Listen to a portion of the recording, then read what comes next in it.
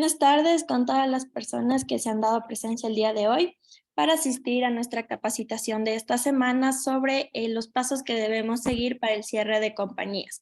Al igual que todas las semanas, el día de hoy contaremos con la presencia de profesionales con una ardua experiencia en el tema a tratar. De esta manera, la capacitación del día de hoy se llevará a cabo en conjunto con nuestros socios estratégicos Erdoiza Callejas y Asociados. Contaremos de igual manera con la presencia de nuestro invitado especial, el doctor Santiago Silva, quien es especialista jurídico regional de la Superintendencia de Compañías Ambato.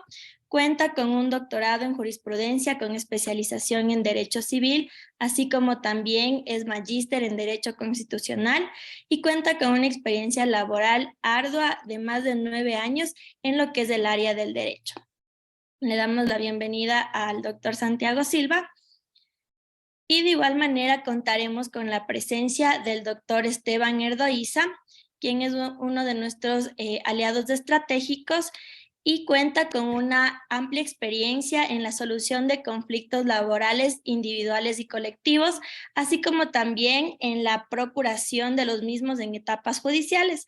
De igual manera, asesorado a clientes tanto nacionales como internacionales en lo que es el perfeccionamiento de sus actos societarios. Bienvenidos a nuestros dos invitados. Muchas gracias, Gabriela. Buenas tardes con todos los participantes. Un gran saludo a todos y un especial saludo a mi colega Santiago Silva, que como bien dijo nuestra panelista, cuenta con una amplia experiencia como miembro de la Superintendencia de Compañías en el ámbito jurídico. Lo que vamos a hacer el día de hoy es tratar de explicar primeramente cuáles son las causales de disolución y liquidación de las compañías y posteriormente nos enfocaremos exclusivamente en la disolución y liquidación voluntaria y lo que se llama el proceso abreviado. Les pido por favor que cualquier consulta que tengan al respecto nos las dejen en el chat y nuestra panelista, nuestra coordinadora Gabriela se encargará de luego irnos haciendo las consultas del caso para en lo posible que sean respondidas dentro del tiempo que nos han permitido Codex. Las causales de pleno derecho que están contempladas en la ley de compañías son el vencimiento de plazo de duración, es decir, que si la compañía fue constituida por 50 años, esté en el año 51 y no se haya reformado el estatuto o ampliado su duración. El auto de quiebra ejecutoriado, recordemos que para que exista este auto de quiebra, tiene que estar ordenado por un juez de lo civil y seguido todo el proceso. No elevar el capital a los mínimos establecidos en la ley. Recordemos que para la compañía limitada es $400, para la sociedad anónima 800, y esto desapareció con las sociedades por acciones simplificadas en vista de que pueden tener un capital, no necesita un capital mínimo. Y otra de las causales de pleno derecho es que la compañía limitada haya superado el número de socios a 15, es decir, que sean 16 socios o más. En esta última causal, recordemos que las compañías pueden acceder o realizar el proceso de transformación, ya sea a una compañía anónima o a la sociedad por acciones simplificadas, que igual no tiene un mínimo ni un máximo de socios. La disolución de pleno derecho no requiere una declaratoria de publicación e inscripción. En estos casos, el superintendente es quien dispone de oficio o a petición de parte la liquidación de la compañía, siguiendo los procesos que más adelante lo expondremos. Otras causas de disolución son el acuerdo de los socios, que es el proceso voluntario, que lo trataremos con más detenimiento, la conclusión de las actividades o imposibilidad de cumplir con el fin social. El fin social es el objeto de la compañía. Puede ser que su objeto ya no sea posible cumplir, ya sea por reformas legales o por cualquier otro otra eventualidad. La compañía que tenga pérdidas que alcancen el 60% o más de su patrimonio, siempre que dicho estado de desfinanciamiento perdure por más de 5 años ininterrumpidos. Aquí me voy a detener un poco para explicarles cómo funciona esta causal. Mil disculpas que vaya rápido con la presentación, pero está en la última diapositiva. ¿Qué es lo que dice? ¿A qué se refiere estas pérdidas? Cuando se verifiquen las pérdidas a las que se refiere el numeral 5 del artículo 377, los administradores convocarán inmediatamente a la Junta General para informarla completa y documentadamente de dicha situación.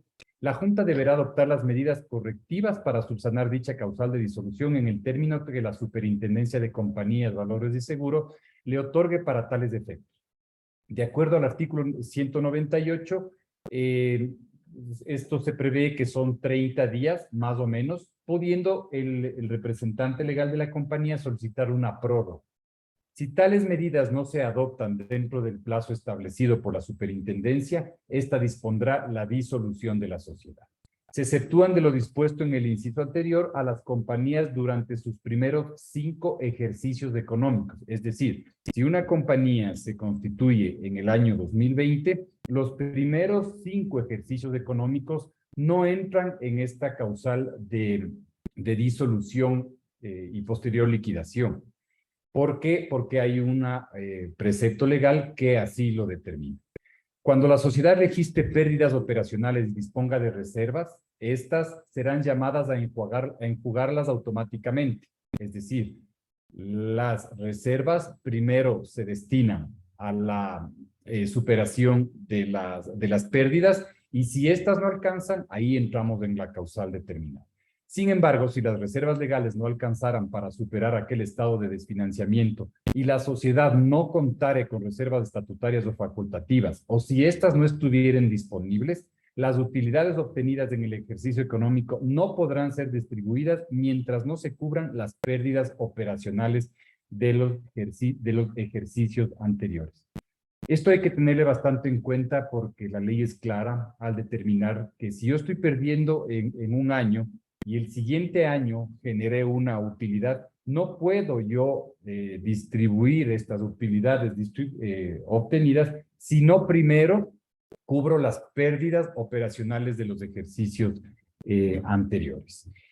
Voy a presentar un breve ejemplo en esta diapositiva de cómo se calculan las pérdidas que superen el 60% del patrimonio que dice la ley, ¿sí?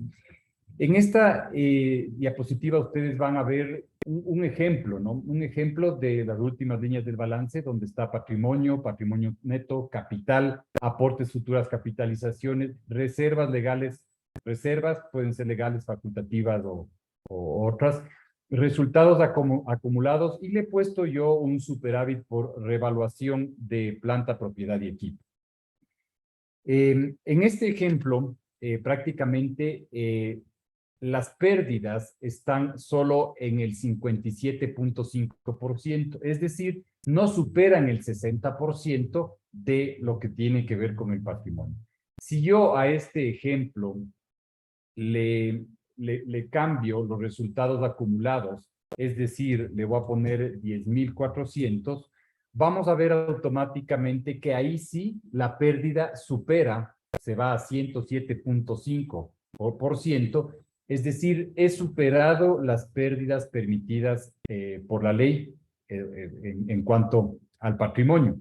Y entro en mi primer año de causal de liquidación.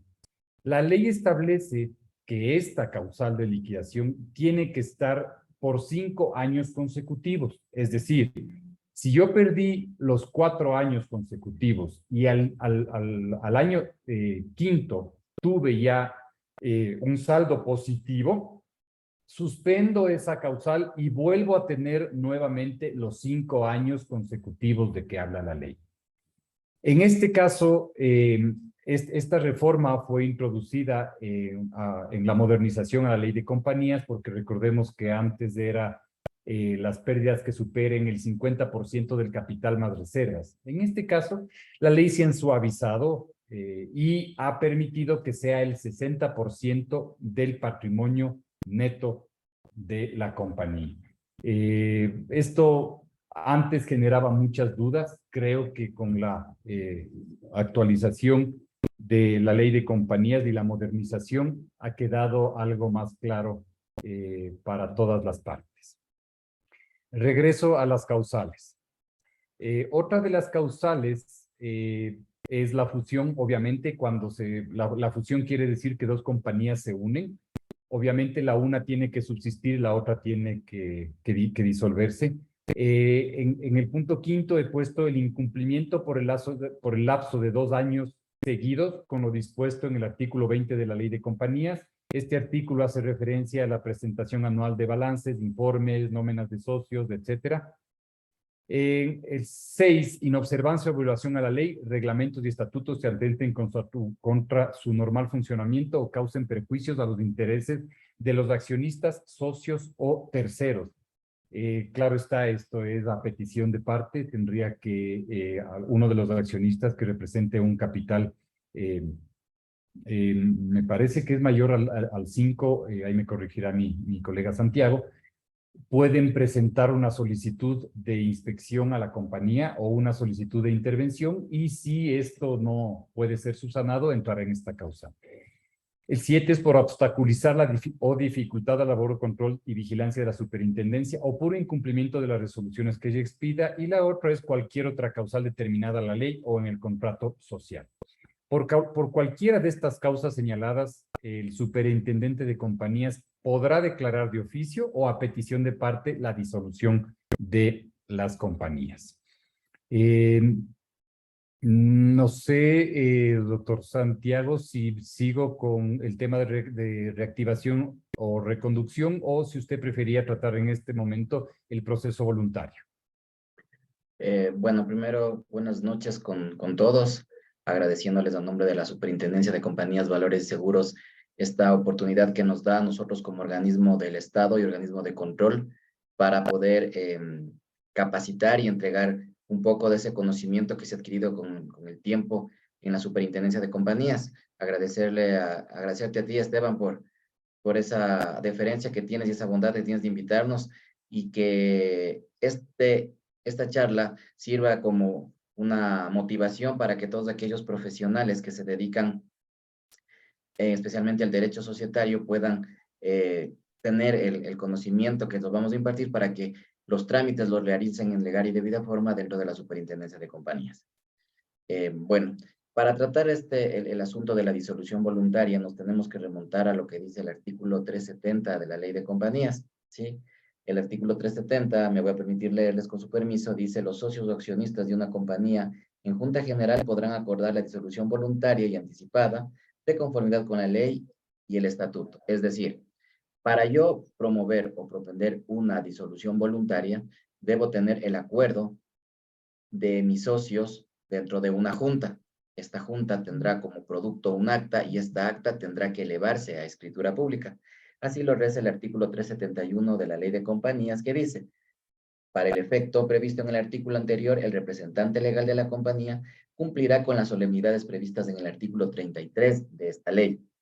¿Qué dice el artículo 33 de esta ley? Dice que todos los actos que se realicen posterior a la constitución de una compañía deberán surtir los mismos efectos legales que el de la constitución, es decir, que deben ser constituidos a través de una escritura pública, la misma que se inscribirá directamente en el registro mercantil y posteriormente irá a revisión de la Superintendencia de Compañías. ¿Qué pasa aquí?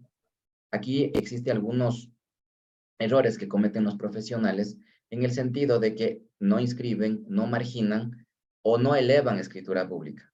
Entonces, el primer requisito para poder disolver una compañía voluntariamente es el convocarse en una junta, elaborar un acta y elevar escritura pública. El ente de control recibirá esta escritura pública a través del CAU, que significa Centro de Atención al Usuario, y posteriormente pasará a revisión de legalidad o el control de legalidad que se denomina en el Departamento de Registro de Sociedades. Registro de Sociedades analizará que esta escritura cumpla con los requisitos legales para poder proseguir con el trámite, y de encontrar algún error o alguna falla legal, procederá inmediatamente a enviar al departamento jurídico, donde nosotros verificaremos esa legalidad y haremos unas observaciones a este acto. Mientras ello ocurre, se frena el proceso hasta que el usuario pueda cumplir con estas responsabilidades. Una vez que haya cumplido, sea con un acta aclaratoria, rectificatoria, que debe también estar legalmente inscrita en el registro mercantil, proseguirá el acto. Si no lo logra, vamos al aspecto negativo, no lo logra, nosotros de oficio mandaremos a cancelar esa escritura pública porque no ha cumplido con los estamentos legales. Ahora bien, una vez de que esta escritura ha cumplido con sus lineamientos, nosotros procederemos a hacer el aviso de acreedores, que se llama, dentro del portal de la Superintendencia de Compañías, para que el liquidador que ha sido nombrado dentro de esta escritura pública se envista de este poder y proceda a realizar todos los trámites referentes a la administración, pero para fines de liquidación. En la parte contable, bueno, se requerirán todos esos asuntos contables, esos documentos contables, esos balances que se necesita como para proseguir con el trámite, porque esta parte de la superintendencia que se denomina control e intervención, es esta oficina, es la que verificará toda esta información contable que cumpla con los lineamientos legales. Posteriormente, cuando esta compañía ha cumplido con todos los estamentos, procederá a elaborar un balance final de liquidación, una distribución del haber social y elevar esto y protocolizar estos documentos para presentar a la superintendencia. La superintendencia, una vez que verifique que todos estos documentos se encuentren en legal y debida forma, emitirá un informe que es del área de control, que pasará al área jurídica, y el área jurídica procederá a elaborar la resolución.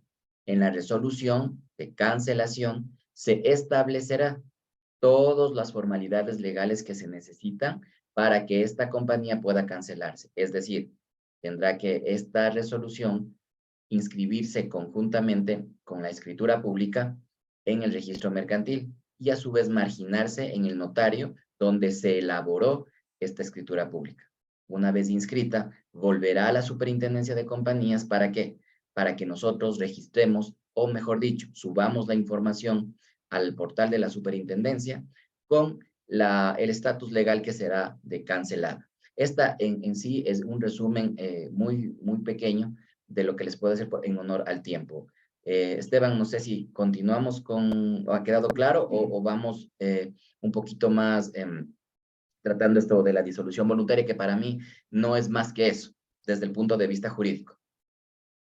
Me parece muy clara su explicación, doctor Santiago, muchas gracias.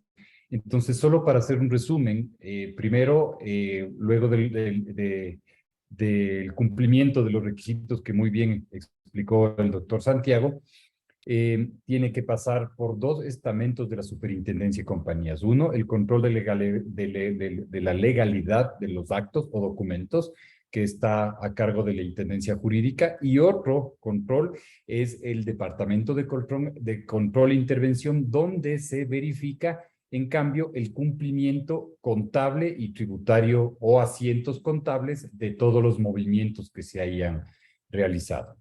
Esto es muy importante aclararlo, porque muchas veces las personas piensan que con dejar una escritura pública en la Superintendencia de Compañías, eso ya es automático, y pasan muchos años, inclusive en ciertos casos, en que no se ha podido cerrar la compañía. ¿Qué es lo que sucede posterior a la disolución? Podemos nosotros optar por la reactivación o reconducción, que se llama. ¿Qué es esto? Cualquiera que haya sido la causal de disolución, la compañía que se encuentre en proceso de liquidación puede reactivarse hasta antes de la cancelación de la inscripción en el registro mercantil. Recordemos lo que dijo el doctor Santiago, ¿no? Primero, la superintendencia emite la resolución de disolución, luego viene el proceso de liquidación, donde se presentan todos los documentos contables y se requiere la resolución de la superintendencia, y luego se va con esa resolución de cancelación al registro mercantil. Nosotros podemos realizar una reactivación de la compañía, cualquiera haya sido la causal, siempre y cuando esta cancelación no haya sido inscrita en el registro mercantil.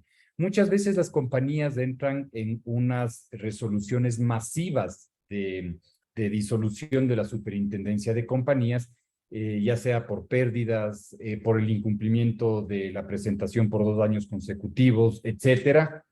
Pero la compañía no quiere morir, la compañía quiere seguir funcionando. Ahí viene el proceso de reactivación. Esta reactivación se da siempre y cuando se hubiere solucionado la causa que motivó que el superintendente de compañía considere, la causa que motivó el proceso de disolución y liquidación. Y siempre y cuando el superintendente o la superintendencia considere que no existe otra causa que justifique la liquidación. Esta es otra reforma introducida a la ley de modernización. Antes se requería que esta reactivación sea por escritura pública. Actualmente ya no se requiere de escritura pública, y en su lugar solo se presenta una solicitud de reactivación efectuada por el representante legal a cargo de la liquidación de la compañía, para cuyos efectos se necesita presentar los documentos o instrumentos que justifiquen la superación de esta causal de disolución. Eso en cuanto a la reactivación y la reconducción, que se llama. Aquí quisiera hacer, discúlpeme que te interrumpa, Esteban, quisiera hacer Claro. un análisis, ¿no? Porque si bien es cierto, la ley nos dice en el artículo 414.1, habla acerca de la reactivación, y también nos dice que la reactivación no requerirá de escritura pública.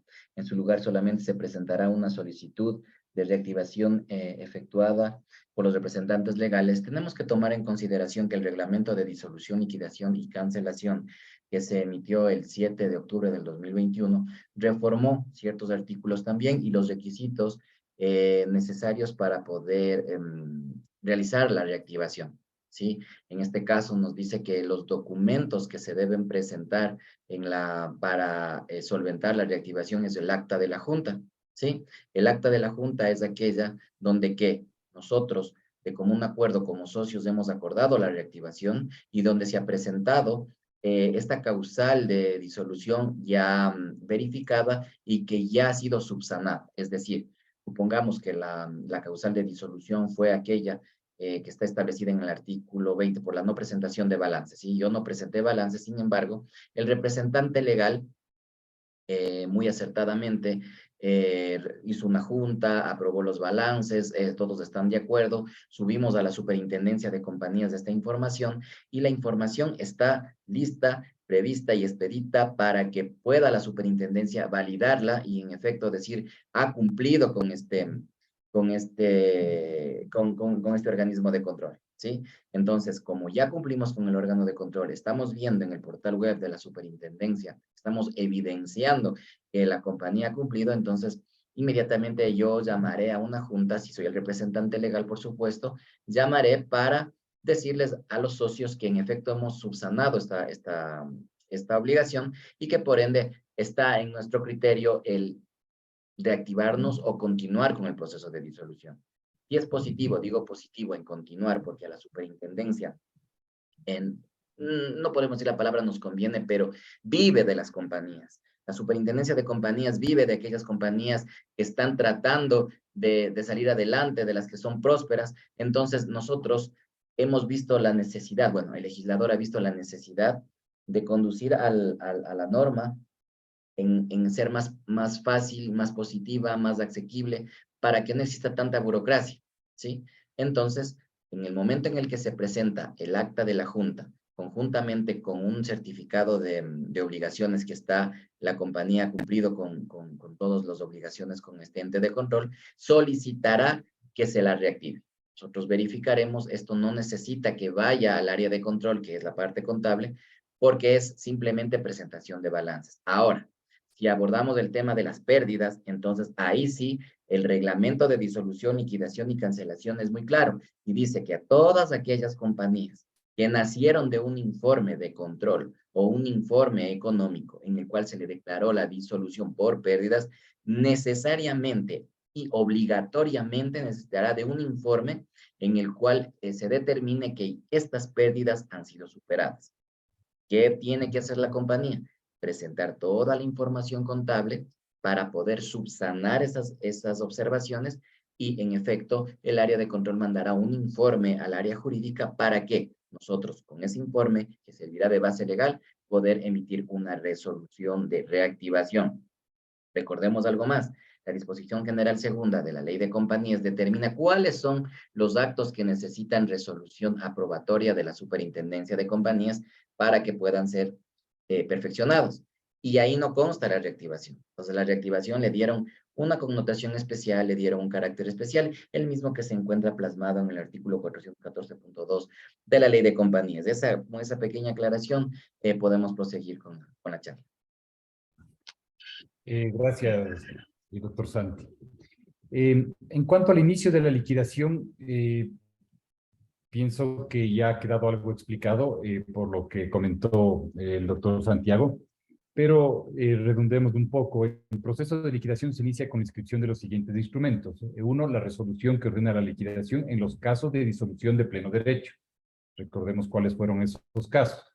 La resolución que declara disolución y ordena la liquidación cuando es dictada por el superintendente de compañías. Y aquí está la última parte, que es lo que explicaba el doctor Santiago de la liquidación voluntaria. La escritura de disolución y liquidación voluntaria y la respectiva resolución aprobatoria, en la cual se aprueban estos actos.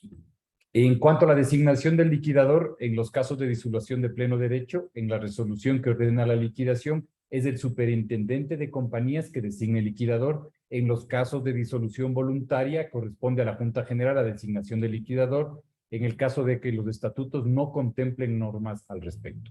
Si la Junta no lo hiciere, el superintendente nombrará un liquidador de oficio o a petición de parte dentro del término de 30 días desde la inscripción de la resolución.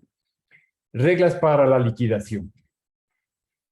Primero, se tiene que realizar el activo y extinguir el pasivo por los modos previstos en el Código Civil. Ahí viene todo lo que se explicó del concurso de acreedores, para ver a cuáles tienen créditos preferentes, etc. Para efectuar los pagos a los acreedores, aplicará las normas sobre la prelación de créditos. Esa es la prelación de créditos, es una norma que se encuentra determinada en el Código Civil, que inicialmente están los créditos que se tenga con acreedores estatales, llámese SRI, IES, luego vienen obligaciones laborales y luego vienen una cierta prelación, la tercera es la hipoteca y luego vienen, al último cobran los accionistas, con esto quiero resumirles. Los bienes muebles se venderán en forma directa o en pública subasta. La venta de bienes inmuebles o de total del activo y pasivo se efectuará en remate directamente siempre que el estatuto contemple esta facultad o la Junta General lo autorice, basta con intervención del martillador público. Y lo último es que se elaborará un balance final de liquidación con la distribución del haber social y se convocará a la Junta General para su conocimiento y aprobación. No sé, doctor Sanz, si quiere entrar algo a tratar sobre la carencia de patrimonio. No sé si es del caso, pero en todo voy a explicar a breves rasgos qué es lo que la carencia del patrimonio dice. La carencia del patrimonio quiere decir que mis activos no son suficientes para cumplir con mis pasivos. En ese momento entro en la carencia de patrimonio y nuevamente regreso a la parte de arriba donde se aplica la prelación de créditos y comienzo a pagar de acuerdo al orden que está determinado por el Código Civil. La cancelación de inscripción, ya explicó el doctor Santiago, es que concluido el proceso de liquidación a pedido del liquidador, el superintendente de compañías dictará una resolución ordenando la cancelación de la inscripción en el registro mercantil. Esta cancelación se produce bajo el principio jurídico de que los actos o contratos se deshacen como se hacen. En este caso, la fundación de la compañía se produjo mediante la inscripción del contrato constitutivo y de la resolución aprobatoria en el registro mercantil, cuando existía esta resolución aprobatoria, en tanto que a fin de la vida jurídica de la compañía se cumple con la cancelación de ante dicha inscripción en el registro mercantil. Recordemos lo que dijo el doctor Santiago. Luego de esta inscripción en el registro mercantil, esos documentos pasan nuevamente a la Superintendencia de Compañías para que el registro de sociedades suba y cancele la compañía en el portal de la Superintendencia de Compañías. Y claro, posteriormente le tocará al representante legal acudir ante el Servicio de Rentas Internas a suspender su RUC, suspender. En resumen, este es un cuadro que determina el resumen de la disolución, liquidación y cancelación. Recordemos que la disolución es de oficio o a petición de parte. La liquidación va en los términos que hemos hablado, con inscripción de disolución, nombramiento de liquidador, entrega de información a la superintendencia, llamamiento de acreedores, realización del patrimonio, es decir, pago mi activo, pago mi pasivo con el activo y genero un balance final y la distribución del acervo social. El acervo social es lo que les toca ya a los accionistas para repartir en caso de que exista, ¿no? Y el proceso de cancelación es por pedido del liquidador o la Superintendencia de Compañías puede emitir la cancelación de oficio. Aquí vamos a una parte interesante que creo que mi colega doctor Santiago va a poder explayarse un poco más en lo que es el proceso abreviado, lo que le llamamos comúnmente como el 3x1. No sé si Santi puede ayudarnos con esto. Bueno, el proceso abreviado de disolución, liquidación y cancelación se encuentra específicamente estipulado en la ley en el artículo 414.4. Y el principal requisito para que se pueda aplicar este proceso es que las compañías no tengan deudas ni obligaciones pendientes con terceras personas, sean naturales, públicas, privadas, ¿sí? Es un requisito fundamental el que no le deban a nadie, porque si nosotros evidenciamos que la compañía está con deudas pendientes, no prosperará este proceso, ¿sí? Me voy a permitir igual leerles lo que dice la ley porque es muy importante lo que les estoy diciendo para que ustedes también vayan creyendo en lo que les voy diciendo, porque un abogado no puede solamente expresarse y decir las cosas, sino que tiene que fundamentar todos sus dichos para que aquel usuario o aquel cliente que está confiando en mí tenga esa plena satisfacción de que le estamos diciendo y obrando con la verdad. El artículo 414.4 dice, las compañías que no tengan obligaciones con terceros podrán solicitar al superintendente en un solo acto que disponga la disolución, liquidación y cancelación de la inscripción en el registro. Así arranca el proceso, con esa condición. Posteriormente, el artículo 414.5 dice, para los efectos previstos en el artículo anterior será un requisito indispensable la pertinencia del procedimiento al que se refiere este artículo, la inexistencia de obligaciones con terceras personas, naturales o jurídicas, públicas o privadas. Lo que yo les hablaba, ¿no? Esa introducción que yo les di fue cortita, está sintetizada aquí en estos dos artículos. Posteriormente vamos a hablar acerca de qué requisito, cómo debe estar realizado o elaborado este acto para que entre a revisión de la Superintendencia de Compañías. Recordemos que antes la Superintendencia de Compañías aprobaba todos los actos, todos los que podía realizarlos, los aprobaba. Ahora ya no, ahora tenemos cierto tipo de actos societarios que aprueba la Superintendencia y uno de ellos es este, ¿sí? Entonces, en el inciso segundo dice, del 414.5, dice el representante legal de la compañía presentará a la Superintendencia de Compañías, Valores y Seguros la instrumentación y escritura pública de la resolución de la Junta General de disolver, liquidar y solicitar la cancelación de la compañía en el registro. Es decir, que va a haber una convocatoria en donde voy a tratar la disolución, liquidación y cancelación. Esta junta va a tener como producto un acta y esta acta debe estar como documento habilitante de la escritura que vamos a elevar para que la superintendencia pueda verificar. Aquí vamos con los requisitos. El numeral 1 dice el acta de la Junta General en la que la totalidad del capital social de la compañía o sociedad manifiesta inequívocamente su voluntad de disolver y liquidar a la compañía y solicitar a la Superintendencia de Compañías, Valores y Seguros la cancelación de suscripción en el registro mercantil en un solo acto. En dicha acta deberá constar expresamente la ratificación de los socios accionistas y del representante legal que la compañía no tiene obligaciones pendientes, ¿sí? Es más, aparte de ser un requisito fundamental el no tener obligaciones, yo dentro de la Junta debo establecer y debo declarar como socio y como representante legal que la compañía no tiene obligaciones. Es más, tengo que decir que esta información se la guardará por 7 años para verificación, ¿sí? Porque más adelante nos dice, la ratificación de los socios accionistas del representante legal que no tiene obligaciones pendientes con terceras personas naturales, públicas o privadas y que conocen por expreso mandato de la ley de compañías que serán solidariamente e ilimitadamente responsables. Es decir, que yo como socio no solo voy a evocar y a decir que no tiene obligaciones, sino que también tengo la responsabilidad de manifestar que voy a ser solidariamente responsable con aquellas personas a las que yo por omisión no les pagué o no cubrí esas obligaciones que tenía pendientes. Así termina el numeral número 1. Después vienen el numeral 2 y el 3, también importantes, porque dentro del acta de la Junta, o mejor dicho, dentro de la Junta, yo voy a tratar la aprobación del balance final de operaciones y la distribución del haber social. ¿Sí? Les quiero comentar a manera de anécdota o de práctica a diaria que los abogados cometemos este error y de manera conjunta también con los contadores, ¿no? Porque son ellos quienes elaboran el balance final de liquidación que determina la ley en el numeral 2 del artículo 414.5.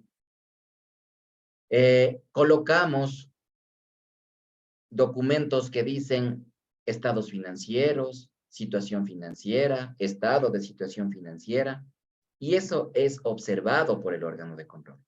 Nos van a decir ustedes por qué. ¿Por qué si intrínsecamente consta un balance final de solo el nombre está mal? Yo me llamo Santiago Silva Palacios y no tengo otro nombre más que ese. Y donde quiera que vaya, así me tratarán.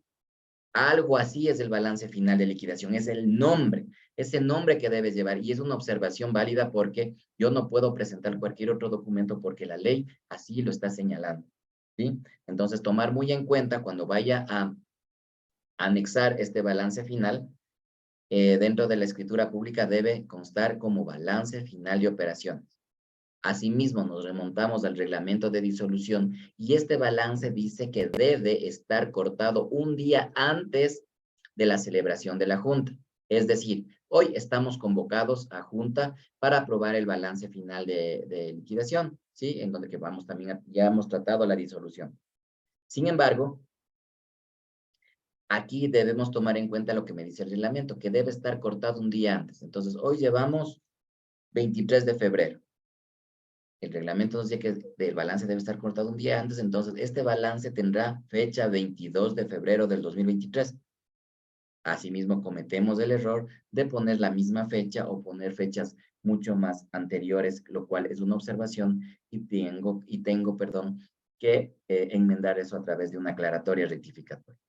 El numeral 3 dice el cuadro de distribución del haber social debidamente aprobado de manera unánime por la Junta General. Es decir, dentro de la Junta yo voy a aprobar también este cuadro de distribución de la haber.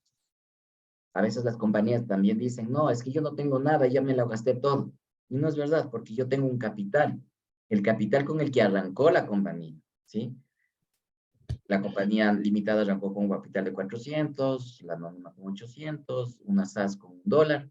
Yo tengo que determinar que ese dólar, esos 400, esos $800, están en una cuenta o se ha gastado, pero a través del balance determinar que efectivamente se ha gastado para yo poder determinar, inclusive lo que hablaba Esteban, de la carencia de patrimonio. y yo no tengo absolutamente nada, entonces no puedo distribuirme nada, entonces presentaré un acta de carencia de patrimonio. Posteriormente, el mismo articulado dice, al momento de otorgar la escritura pública, el representante legal deberá ratificar y declarar bajo juramento la veracidad de la información contable, la misma que se obliga a mantener durante 7 años, lo que habíamos dicho anteriormente, ¿no es cierto? En el momento en el que el representante legal acude a suscribir la escritura pública de disolución, liquidación y cancelación, él tiene la responsabilidad de hacer esta declaración, que él va a jurar y a declarar que la información contable que sirvió de respaldo para elaborar el balance final y la distribución del haber social, la guardará durante 7 años. Si no la coloca, será observada.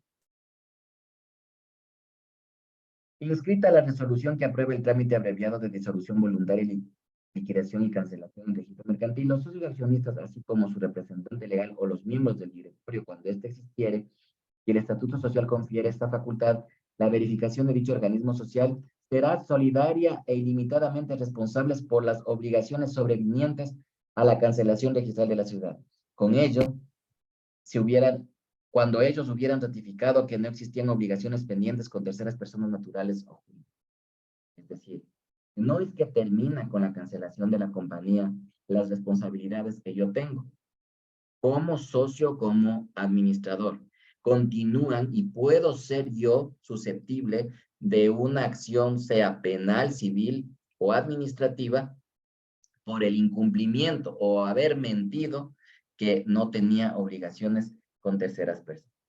El artículo 414.6 puntualiza que a la solicitud del procedimiento abreviado se adjuntarán 3 ejemplares de la escritura pública en la que se constará como habilitante el acta de la Junta General en la que se aprueba la disolución y liquidación de la compañía. Esta parte que les voy a leer es muy importante y que también suelen los abogados o los contadores, cuando están manejando esta situación de la disolución, liquidación y cancelación en el proceso abreviado, cometerlas. La designación del representante legal con funciones de liquidador y la petición de cancelación en el registro mercantil y el balance de operaciones con distribución del acervo social aprobado por la Junta. Es decir, que dentro de mi Junta yo voy a colocar el representante legal al que le hemos elegido para que sea quien perfeccione el acto, debe tener las funciones de liquidador. El error es colocar que vamos a elegir un liquidador principal y un liquidador suplente. Este aspecto solo se coloca en las disoluciones voluntarias, ¿sí?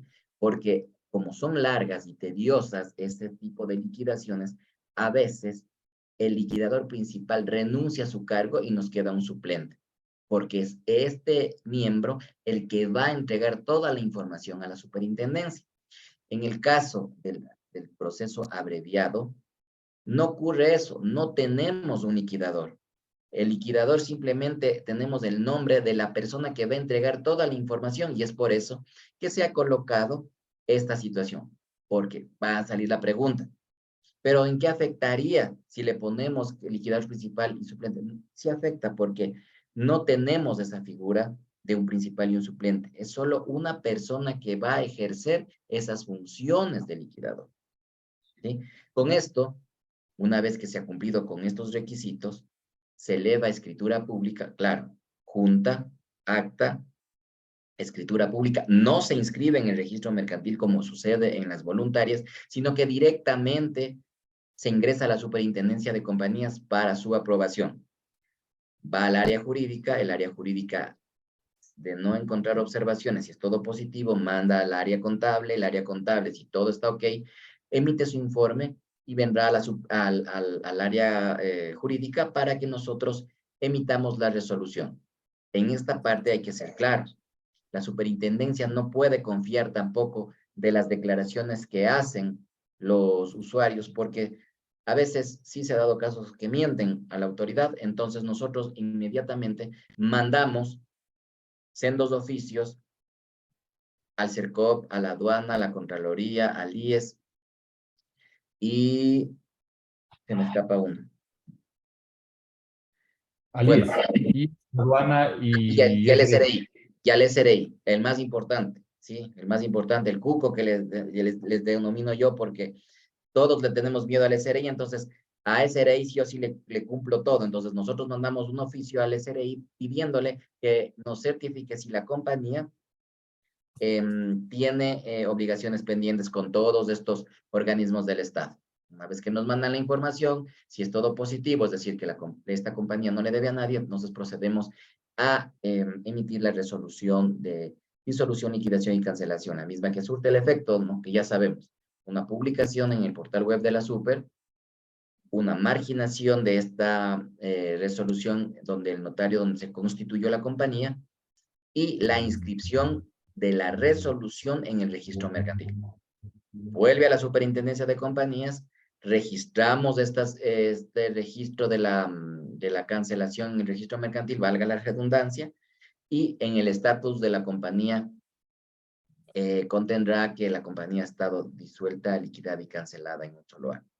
Con eso se termina este procedimiento abreviado. Listo, muchísimas gracias, doctor Santiago. Creo que ha quedado bastante claro esto del proceso abreviado. Un poco para terminar y dar paso a las preguntas, que estamos ya medio fuera de tiempo. Existen ciertos casos especiales, como es el caso de que cuando se ha emitido por parte de la Superintendencia de Compañías una resolución de disolución y liquidación y en el lapso de un año no hubiere concluido el trámite, el superintendente de compañías podrá ordenar la cancelación de la inscripción en el registro mercantil. Otro de los casos es en el caso de que las compañías cuya disolución hubiera sido declarada por lo menos con 5 años de anterioridad al 29 de junio del 89, el superintendente de compañías sin ningún otro trámite podrá ordenar la cancelación de la inscripción en el registro mercantil.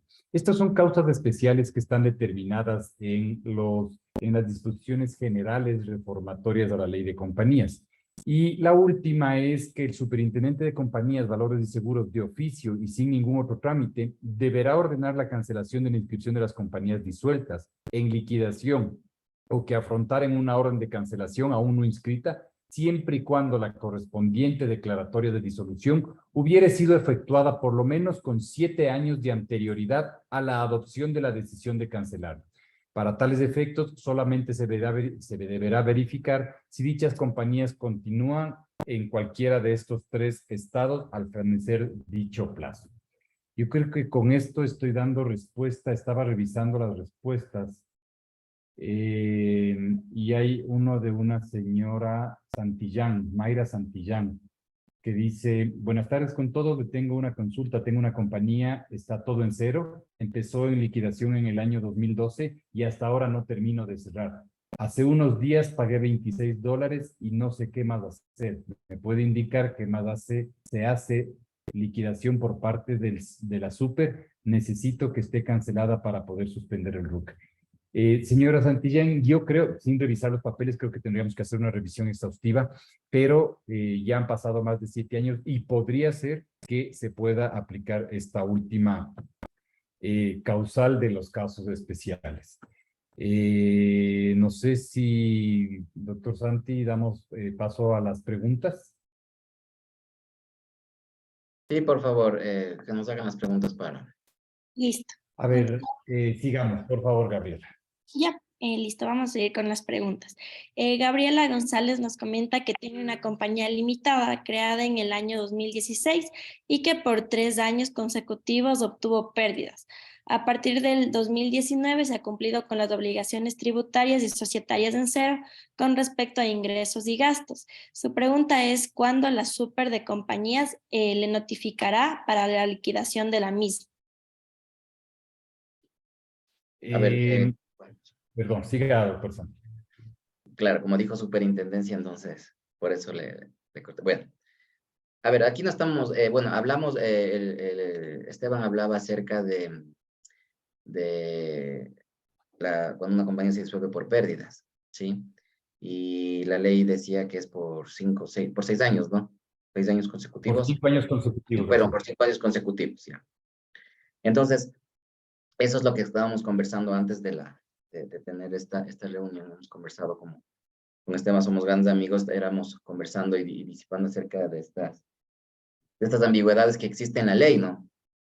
Pero para mí, bueno, porque unos compañeros es ambiguo, para mí no, y coordinábamos y compartíamos esta situación porque cuando no son no es consecutiva la pérdida, entonces no puede haber por parte de la Superintendencia de Compañías una resolución en la que se apruebe la disolución por pérdida, ¿sí? Tiene que ser consecutivo, no puede haber, bueno, 2 años por aquí sí, estaba en pérdida, un añito sí me fue bien y el resto me fue mal. Entonces, no tiene que ser consecutivo. Entonces, cuando es consecutivo, entonces téngalo por seguro que la Superintendencia de Compañías emitirá la respectiva resolución de disolución. En este caso, señora González, yo creo que si es como usted dice que tiene cumplido las obligaciones tributarias societarias, se podría optar por el procedimiento abreviado que ya muy bien comentó el doctor Santiago. Yo creo que esa sería la mejor forma, revisando que la compañía no tenga deudas con terceros o no tenga acreedores ni deudores. El señor Cabezas había preguntado sobre las sociedades por acciones simplificadas, si es lo mismo. Sí, efectivamente, me parece que le respondí directamente. Es lo mismo, el artículo innumerado habla de que el procedimiento de liquidación de las sociedades por acciones simplificadas estará lo dispuesto en la sección séptima de la ley. La sección séptima de la ley es justamente la que habíamos tratado. Mayra, ahí se me fue una pregunta, perdón. ¿Qué pasa si existen deudas con los socios que se generaron para cubrir todas las deudas con terceros, ya que no pueden cubrirse con los activos? ¿Es posible aplicar el trámite abreviado? A ver, aquí hay un manejo tributario también inclusive, porque el momento que los socios pagaron las deudas, hay una cuenta por pagar a los socios. Aquí hay dos posibilidades. La una, o hacemos un aumento de capital a la compañía con las, llamémosle, aportes, futuras capitalizaciones o combinando deudas. En ese momento ya no tenemos una cuenta por pagar, sino que eso va a pasar al patrimonio y podemos entrar en un 3 por 1. Pero habría que analizar muy bien el impacto tributario que tendría este cambio entre pasivo a patrimonio para poder asesorarles de mejor forma. ¿Una SAS puede aplicar el proceso abreviado? Definitivamente, la SAS puede aplicar el proceso abreviado, el 3 por 1 que lo llamamos comúnmente. Si la empresa tiene deudas 2015, patentes, por ejemplo, municipio puede liquidarse, no ha presentado balances, también año 2015, fue el último y está en liquidación. Muy amable. Si está en liquidación, habría que ver el estado en que se encuentra esa resolución, si está inscrita en el registro mercantil. Eventualmente, creo yo, que estas patentes podrían estar ya caducados el derecho de cobro por parte de la municipalidad y podría entrar en un proceso de liquidación. No sé si he contestado todas las preguntas o hay alguna que me está quedando en el tintero, no sé. Sí, ya se encuentran todas las preguntas que nos indicaron por el chat, se encuentran ya respondidas por parte del doctor Esteban Erdeiz y del doctor Santiago Silva. No está ninguna pregunta. Creo que si no tienen mayores o otras preguntas, nada más me queda nuevamente agradecer mucho la presencia del doctor Santiago Silva. Con toda la experiencia que ustedes han podido ver, la Intendencia de Ambato ha sido un ejemplo nacional en el tratamiento de las causales por profesionales como el doctor Santiago Silva, que están trabajando de la mano a la intendenta y encabezando siempre los procesos con una asesoría fuerte, tanto en el área contable de parte de Codex o de cualquier abogado que ustedes puedan verle. Los procesos de disolución se llevan a la mejor manera y se cumple con lo que yo digo, la eutanasia, las ganas de morir de una de las compañías. No sé si alguien más tiene algo que aportar. Caso contrario, Gabriela, podríamos dar por terminada esta reunión. No sé si doctor Santiago quiere aportar con algo más. No, simplemente agradecerte, Esteban, por la invitación, igual a los funcionarios de Codex, y recordarle a la ciudadanía y a todas las personas que han compartido con nosotros esta charla, que la Superintendencia de Compañías tiene las puertas abiertas para los usuarios, para cualquier tipo de duda o inquietud, nosotros poder solventarles y, como no, a los profesionales tanto del derecho y contables para entregarles nuestro contingente, porque recordemos que no es el órgano de control quien dispone o hace y deshace, ¿no? Siempre tiene que haber esa comunión con los usuarios, con los profesionales para poder salir adelante en los trámites. No me gustaría mucho aplicar este tema porque, como vuelvo y repito, la Superintendencia de Compañías vive de las compañías vivas, ¿sí? No desde esas que están en procesos de liquidación y cancelación o en terapia intensiva, sino que mejor reactivémosles, démosles vida, porque recordemos que ese es el principal fundamento del derecho societario, ¿no? Las sociedades.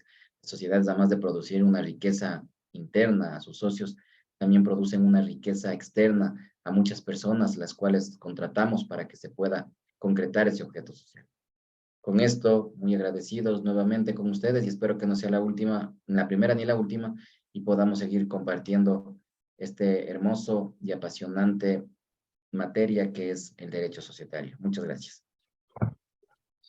De esta manera damos por terminada la capacitación del día de hoy, agradeciéndoles a nuestros dos invitados, el doctor Esteban Erdoiza y el doctor Santiago Silva, y de igual manera a todas las personas que se dieron presencia el día de hoy, y esperamos contar con su presencia en futuras capacitaciones que las realizamos todas las semanas sobre temas contables, tributarios y laborales.